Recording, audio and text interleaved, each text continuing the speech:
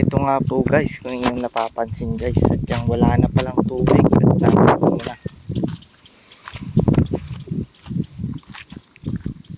Eto guys, hindi na dayong ilog dati. Ngayon makikita mo guys, makikita nyo guys na napakadamo. Sadyang wala nang katubig-tubig dahil sa sobrang init guys.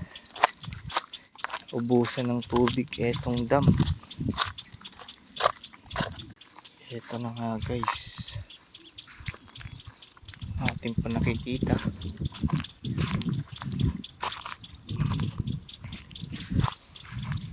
Yan, ito na lang ang tubig niya guys, kung nakikita po natin.